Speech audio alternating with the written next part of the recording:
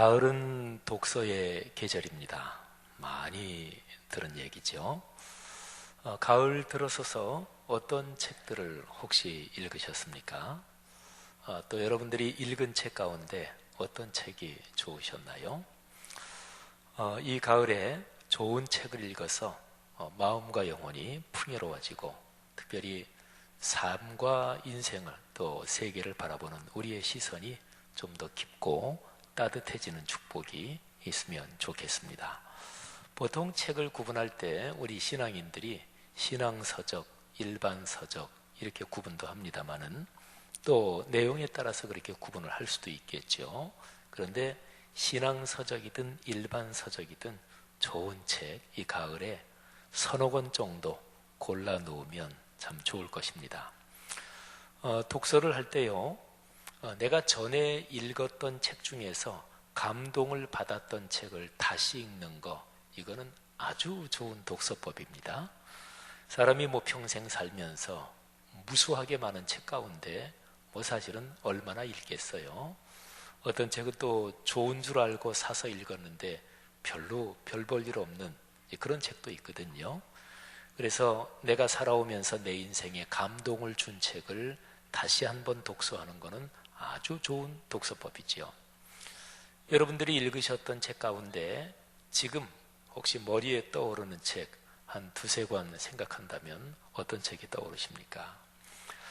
또 이 가을에 평소에 읽고는 싶었는데 이런저런 사정으로 읽지 못한 책, 그런 게 있다면 이 가을에 한번 읽어보시면 어떻겠습니까? 아무튼 책을 읽으며 이 가을이 행복한 시간 됐으면 좋겠습니다. 저는 제가 가지고 있는 책 중에서 가끔씩 들추어 보는 책이지만 가을이 되면서 이 가을을 함께 보내려고 윤동주 시인의 시집 하늘과 바람과 별과 시, 그 책을 제 책상 옆에 꺼내두었습니다. 제가 가지고 있는 책은 1981년도 정음사에서 펴낸 중판인데요. 요즘은 책의 판권면이 책장을 들치면 앞에 있지요. 근데 옛날에는 판권면이 다 뒤에 있었어요. 제가 가지고 있는 윤동주 시집은 제일 맨 뒷장 판권면에 보면 책값이 2,500원으로 되어 있습니다. 세일 가격 아닙니다. 정상 가격. 그런 거 보면 꽤 세월이 흐른 책이죠. 윤동주 시인의 시집 말고 10월이 되면서 또 우리처럼 목회자, 또 기독교 역사적인 생각을 조금 하는 사람은 10월 31일을 꼭 생각하게 됩니다. 1517년 바로 그날에 종교개혁이 점화된 날이죠. 그날 종교개혁을 시작하신 마르틴 루터라는 참 훌륭한 신앙의 선배, 그분이 쓴 글 가운데서 그분의 종교개혁 3대 논문을 한 권에 모아놓은 책이 있습니다. 그 책을 제가 또 가을이 되면서 다시 한번 천천히 읽고 있습니다. 근데 그 세 개의 글 가운데서 그리스도인의 자유라는 글이 있어요. 근데 그 글은 제가 전에 신학교에서 강의를 하던 때 이제 신학생들한테 그 글은 이렇게 소개했습니다. 루터의 그리스도인의 자유를 읽지 않고서 신학 공부를 했다고 할 수 있나요? 제가 이렇게 소개한 글이 바로 그 글입니다. 이 책은 제가 내일 미국 다녀오면서 갖고 갈 생각입니다. 그 다음에 또 루터보다 한 세대 뒤의 사람인데요. 나이로는 한 세대 뒤 정도 되지만 종교개혁을 같이 이끌었던 신앙의 선배죠. 요한 칼빈, 이분이 기독교 역사에 남긴 저서 중에서 아주 참 중요한 저서가 기독교 강요라는 책이에요. 이 책은 1536년에 초판이 나왔고 그리고서 계속해서 내용이 보완되고 보강되고 더 많아지고 하다가 1559년에 최종판이 나온 책인데 제가 이 기독교 강요 초판을 번역한 책을 가지고 있는데 이 책도 한번 제가 다시 읽을 생각입니다. 말하자면 종교개혁이 일어난 그 달에 기독교 신앙의 근원을 되물은 그런 저서들이라고 할 수 있습니다. 신앙의 갱신, 신앙의 개혁은 언제나 근원으로 돌아가는 운동입니다.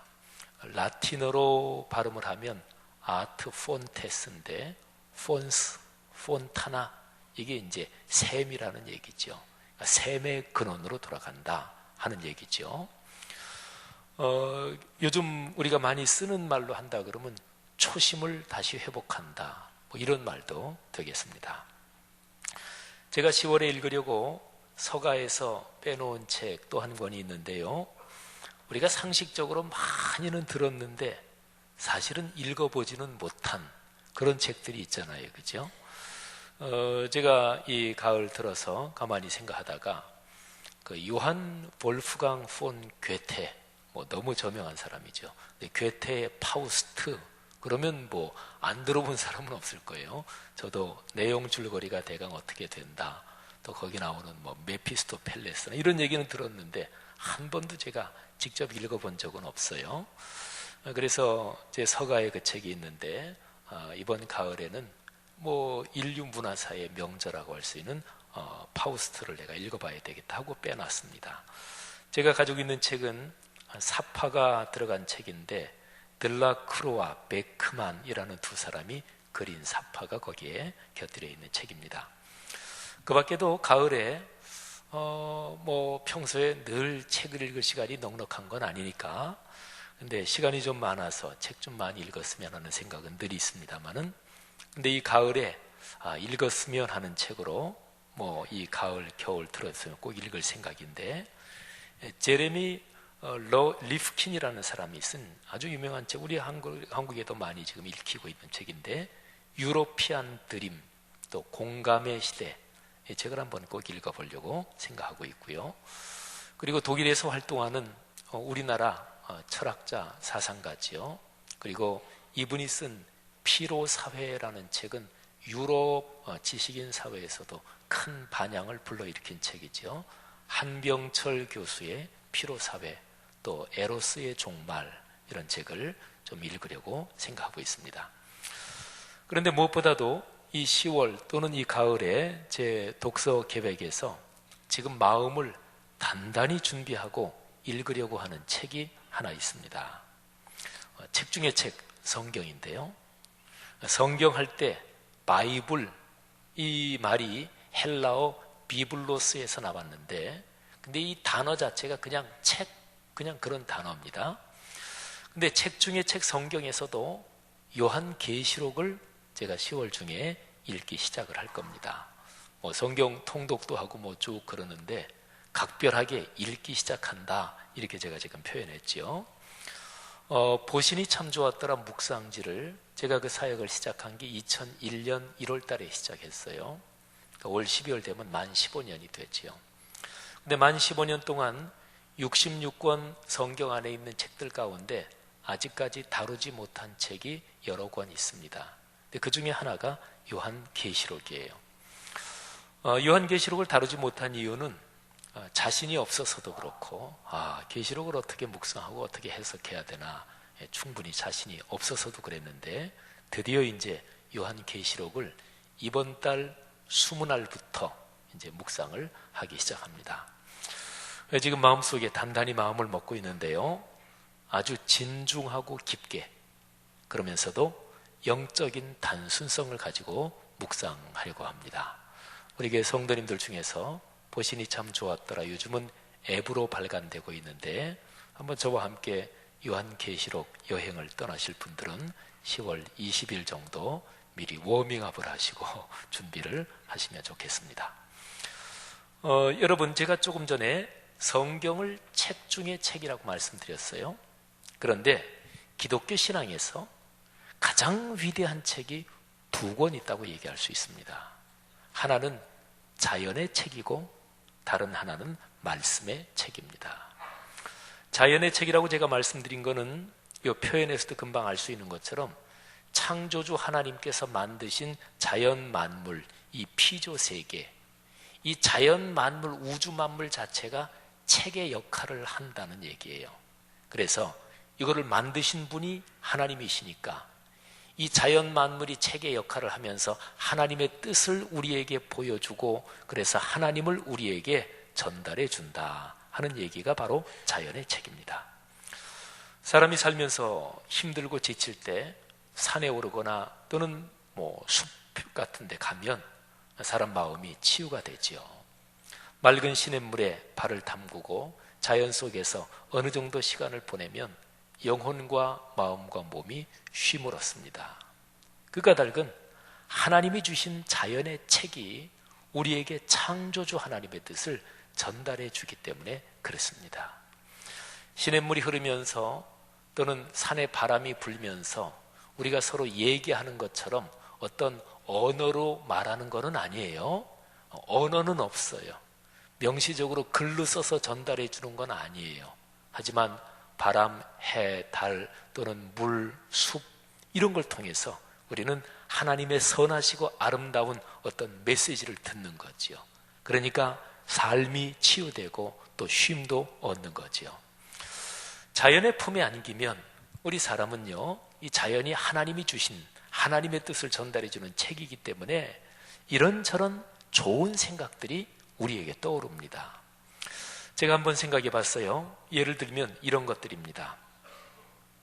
숲이나 등산을 가서 또는 해변에 가서 조용하게 좀 마음을 차분하게 가라앉히면 떠오르는 생각들이 이런 건데요. 천천히 걸어라. 그렇게 안달복달하지 마라. 지나면 아무것도 아니야. 너 그거 손에서 놓는다고 죽지 않아. 자존심보다 중요한 게 마음의 평화야. 사람은 지구별의 여행자니까 언젠가는 떠나야 하는 거야. 나의 내면을 살피고 마음의 정원을 가꾸는 게 가장 중요하지. 진짜로 친구라고 할 수 있는 사람이 누군지 잘 살펴봐. 결국에는 욕심이 사람을 망치는 거야. 삶의 마지막 장면이 아름다워야 행복한 삶이지. 살아가면서 힘들다고 해도 영원한 나라를 시야에서 놓치면 안 돼. 네, 제가 한번 이렇게 생각하면서 자연의 품에 안길 때 또는 하나님이 만드신 자연의 책을 통해서 우리에게 들려오는 메시지를 한번 상상하면서 적어봤습니다. 사랑하시는 여러분, 인생길을 걸어가시면서 하나님이 만드신 자연의 책에서 참 좋은 메시지를 들을 수 있는 귀가 있기를 바라고요. 또 그런 은혜를 체험하면서 사시기를 축복합니다. 말씀의 책은 66권 성경을 가리킵니다.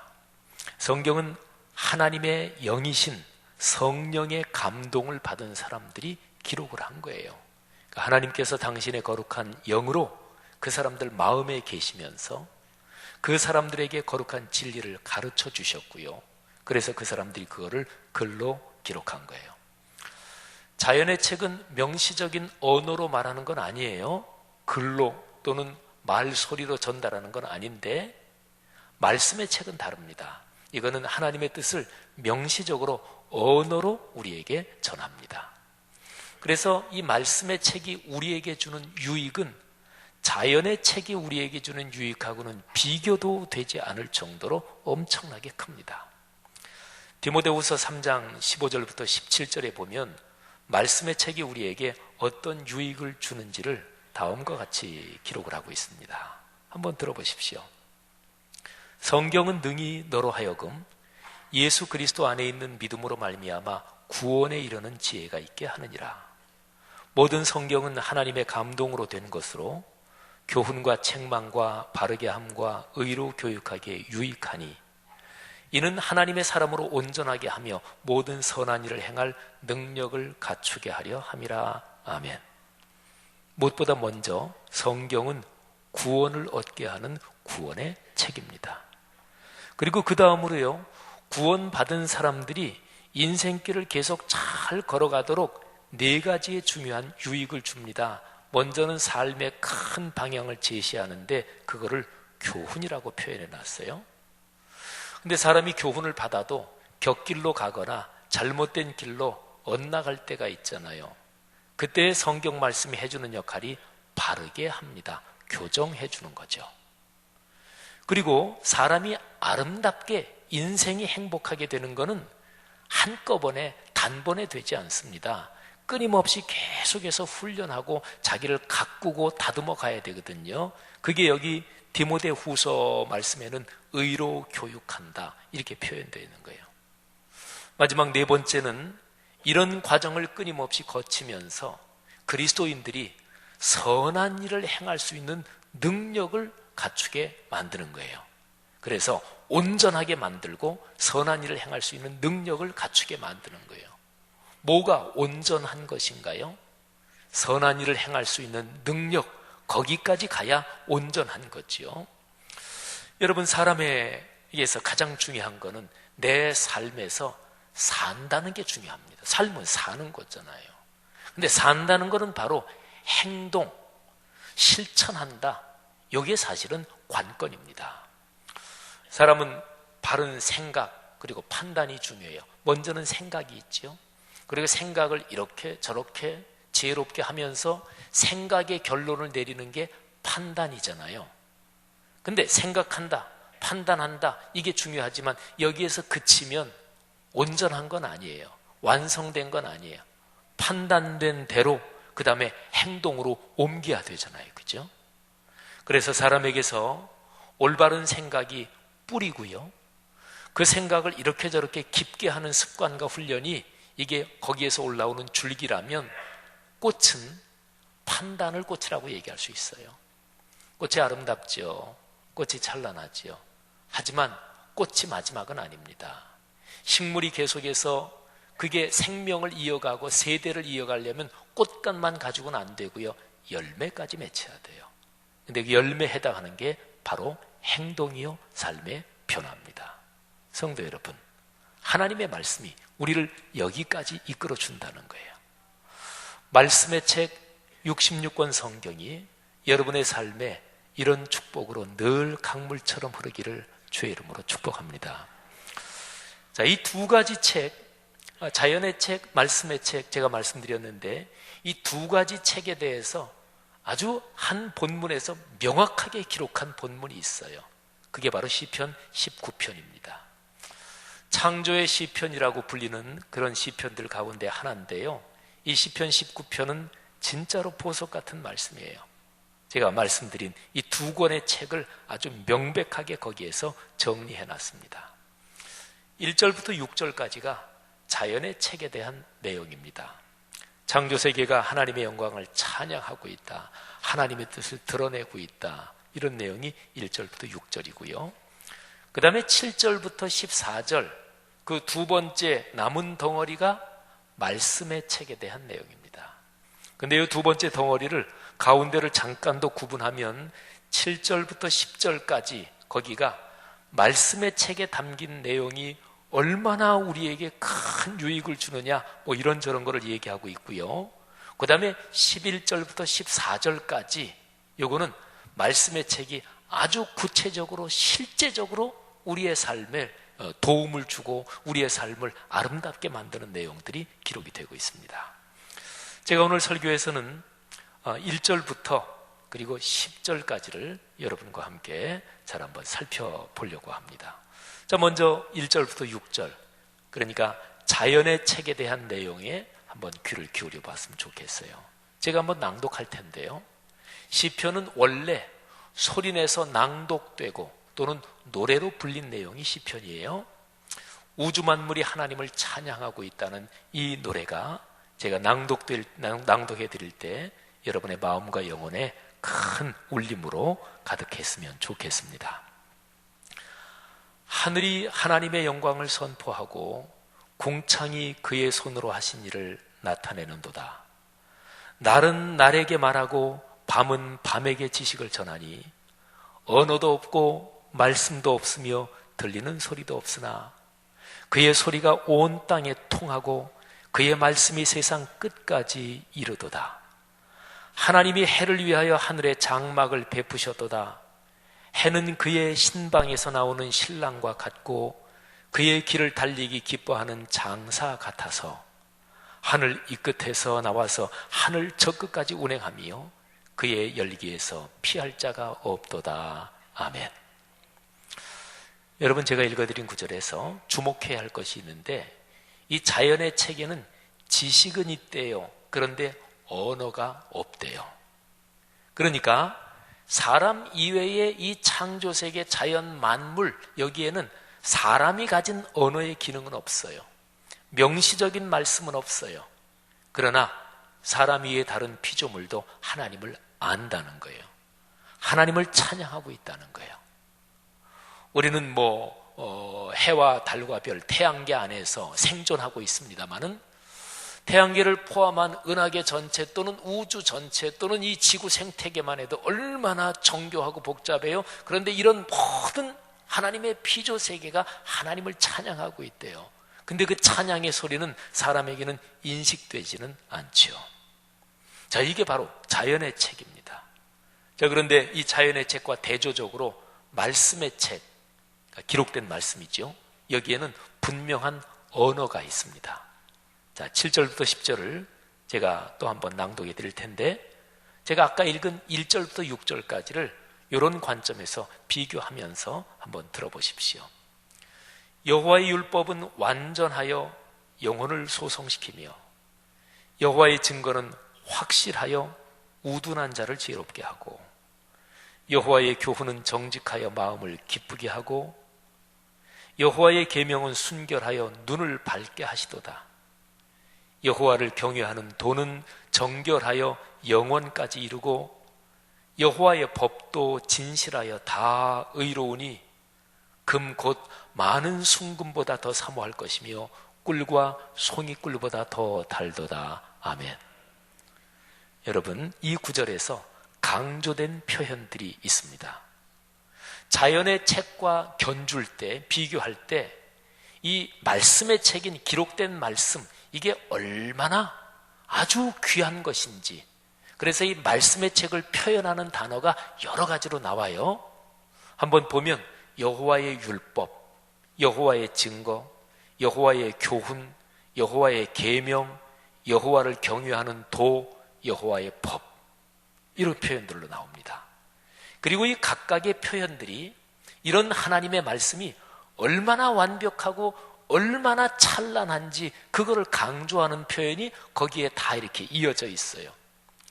말씀의 책, 곧 기록된 하나님의 말씀은 완전합니다. 확실합니다. 정직합니다. 순결합니다. 정결합니다. 진실하고 의롭습니다. 그리고 무엇보다 사람이 살면서 뭐를 소원하고 바랄 것들이 많이 있지만 그 모든 것 가운데 가장 사모할 만한 가치가 있는 게 바로 말씀의 책이라는 거예요. 이게 66권 성경이 그렇다는 거예요.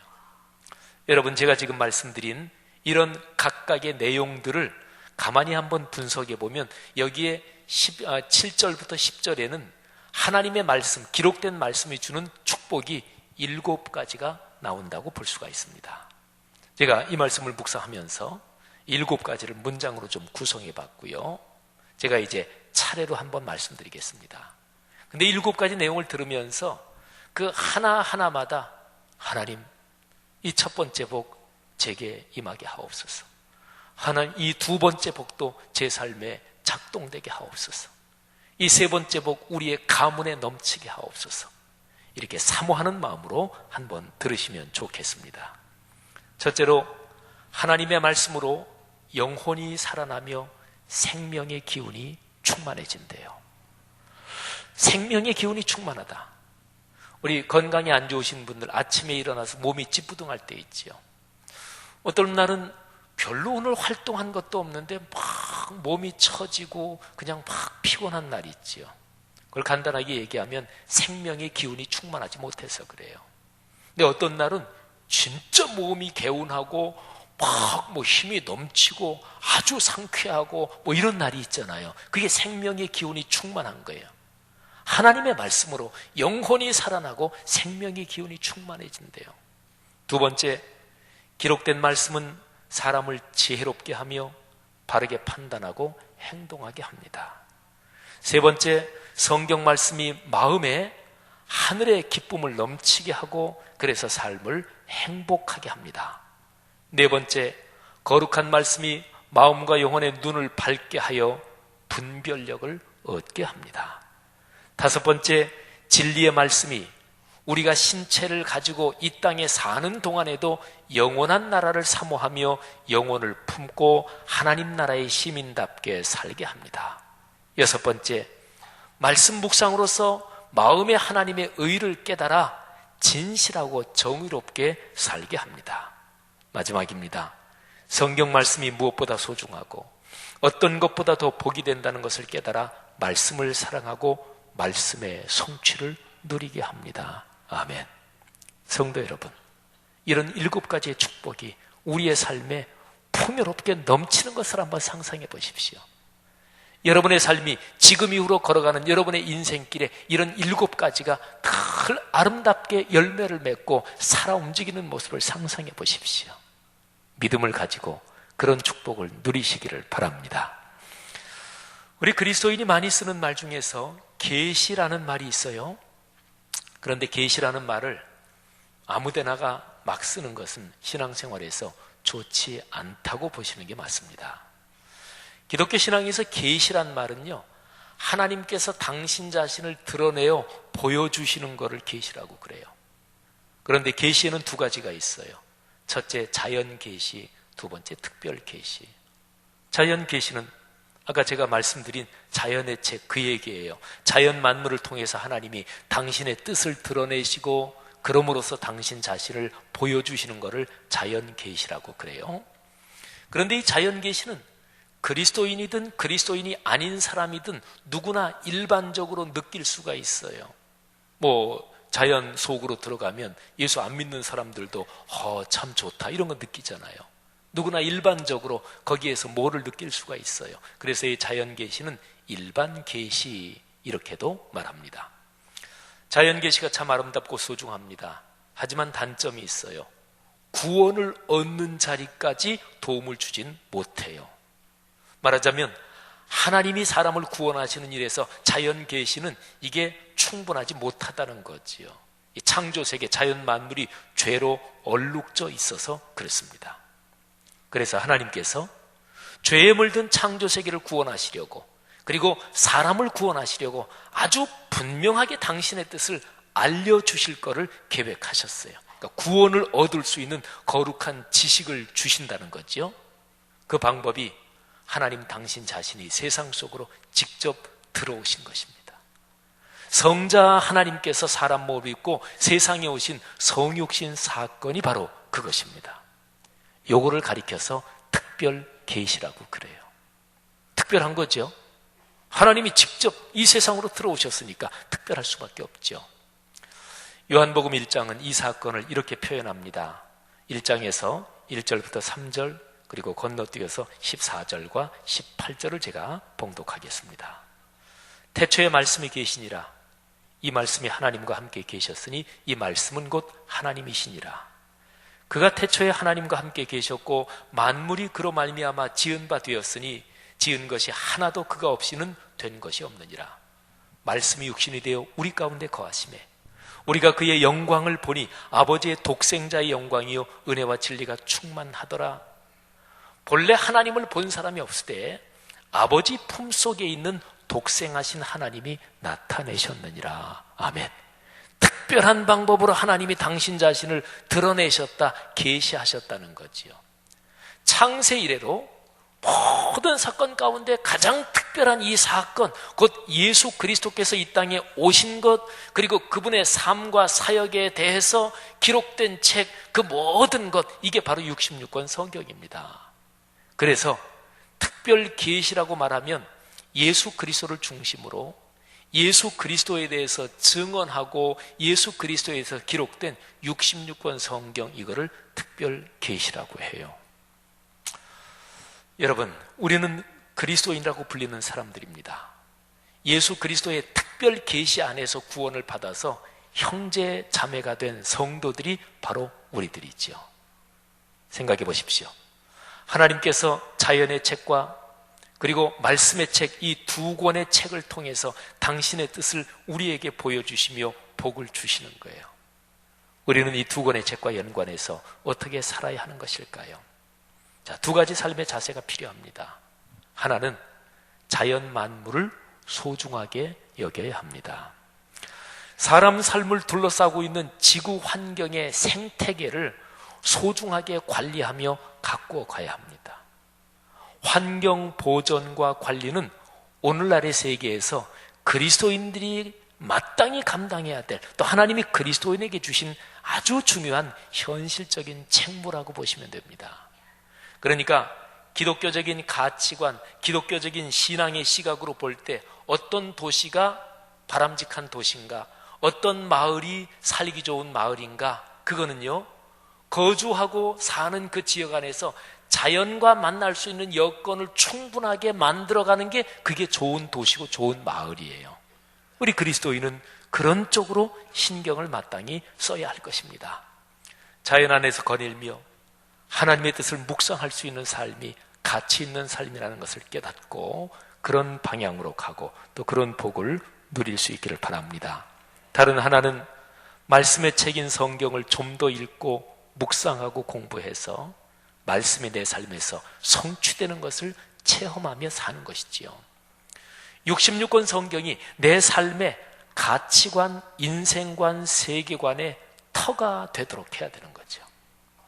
나의 생각과 판단과 행동이 말씀 위에 터를 잡도록 거룩한 습관을 늘 끊임없이 훈련해야 되는 거죠.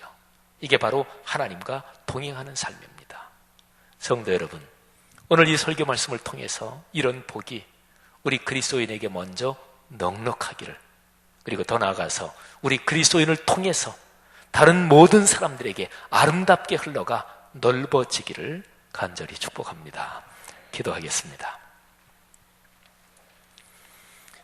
이 시간에 들은 말씀 각자가 마음에 끌어안고 잠시 결단하는 기도를 드리도록 하겠습니다. 각자가 하나님 앞에 기도하지요. 주님 감사합니다. 주의 축복으로 우리가 들은 이 말씀 우리의 삶으로 이어지게 하옵소서. 하나님 아버지, 하나님이 주신 위대한 두 권의 책에서 아버지의 뜻을 깨닫고 그 아버지의 뜻대로 살 수 있도록 우리 성도들을 축복해 주옵소서. 하나님 아버지, 지금 말씀을 듣고 결단하며 기도하는 사랑하는 성도들의 기도를 받아주시고 우리 귀한 성도들의 마음에 하나님께서 용기와 또 실천할 수 있는 지혜를 허락해 주시기를 간절히 원합니다. 아버지 하나님 축복하옵소서. 성령으로 이끌어 주옵소서. 성도들의 마음의 고백을 받아주시고 성도들이 행동으로 옮길 수 있는 모든 여건을 허락해 주시는 주님을 찬양합니다. 감사합니다. 하나님 아버지 은혜를 감사합니다. 하나님께서 오늘 이 말씀이 우리의 삶으로 깊이 이어질 수 있도록 복을 주옵소서. 예수님 이름으로 기도 올립니다. 아멘. 우리 클라리넷 연주로 하나님께 영광을 돌리겠습니다.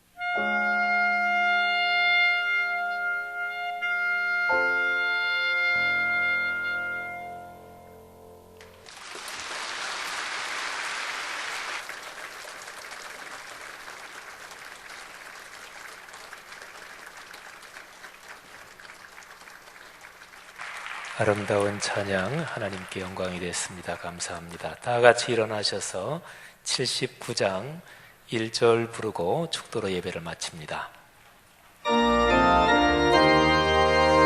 가사가 우리의 고백과 찬양이 되게 주님을 높이십시다. 주 하나님 지으신 모든 세계 내 마음속에 그리워볼 때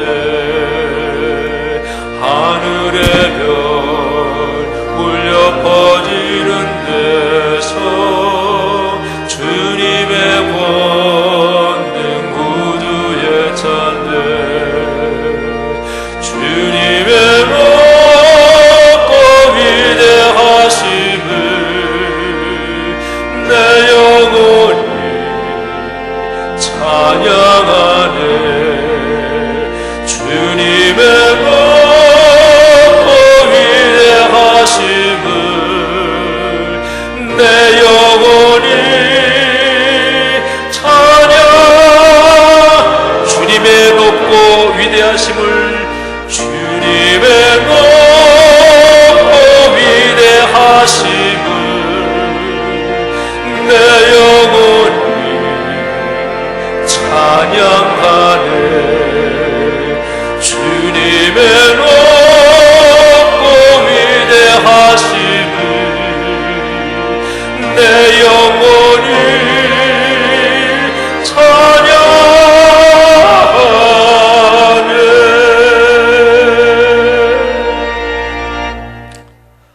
주님, 원망하지 않고 불평하지 않고 시기 질투하지 않겠습니다. 대신 찬양하며 살겠습니다. 격려하며 살겠습니다. 긍정과 감사의 말을 통해 우리의 온 영과 혼과 몸이 우리 주 예수 그리스도께서 강림하실 때에 흠없게 보존되게 하옵소서. 마지막 날 주님 앞에 설 때에 참으로 주님께 기쁜 마음으로 달려가 안길 수 있는 우리 모든 성도들 되게 해 주옵소서. 아픈 성도들의 병을 치료해 주옵소서. 지금 안수하시고 병 고침이 있을지어다. 강건할지어다. 경제활동의 문을 열어 주옵소서. 문이 열릴지어다. 마음에 답답하고 실망스럽고 용기 없고 처진 것은 물러가게 하시고 마음에 큰 용기와 소망을 주옵소서. 하나님께 바친 11조 감사, 선교장학 건축 또는 제목을 따라드린 모든 예물에 이런 우리의 감격과 고백을 담았사오니 주께서 받으사 마음껏 축복해 주옵소서. 예수 그리스도의 은혜와 하늘아버지의 사랑하심과 성령의 영광 중에 같이 하시는 그 위대한 동행하심이 하늘 백성 머리머리 위에 오늘의 세계 위에 지금부터 영원까지 같이 계시기를 축원하옵나이다. 아멘.